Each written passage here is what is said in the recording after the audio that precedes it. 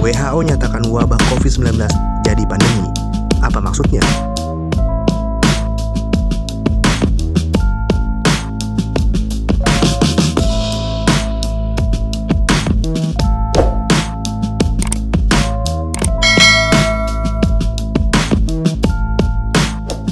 Organisasi Kesehatan Dunia atau WHO secara resmi menyatakan virus corona atau COVID-19 sebagai pandemi pada Rabu 11 Maret 2020.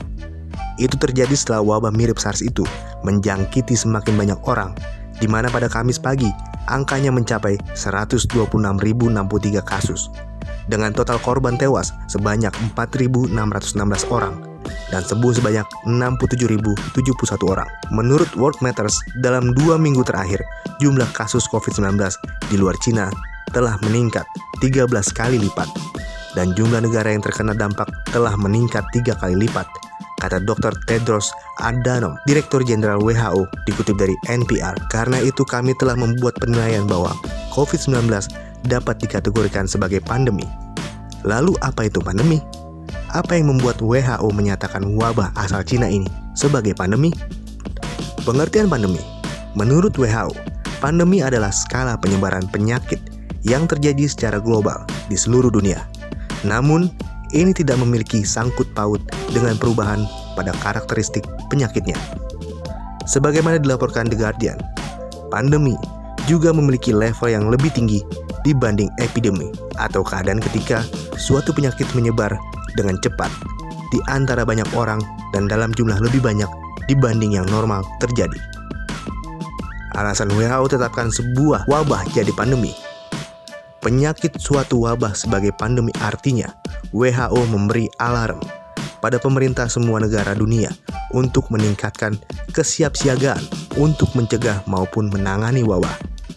Ini dikarenakan saat sebuah pandemi dinyatakan, artinya ada kemungkinan penyebaran komunitas terjadi. Dalam menentukan suatu wabah sebagai pandemi, WHO tidak memiliki ambang batas dalam jumlah kematian atau infeksi, atau juga jumlah negara yang terkena dampak. Apa yang terjadi setelah COVID-19 dinyatakan sebagai pandemi?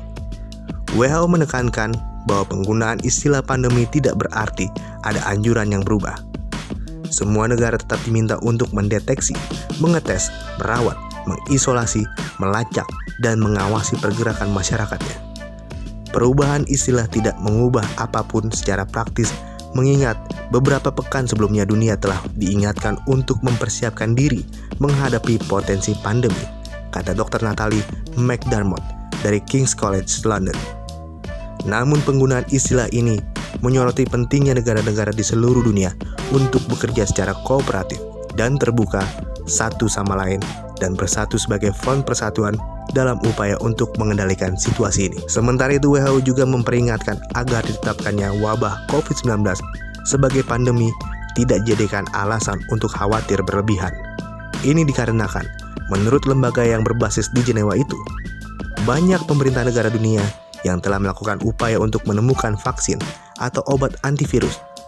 Selain itu, gejala coronavirus umumnya ringan dan kebanyakan orang sembuh dalam 6 hari. Jika menyatakan pandemi memicu kepanikan global, ini dapat mengalahkan tujuannya yang mencoba untuk meningkatkan kesadaran.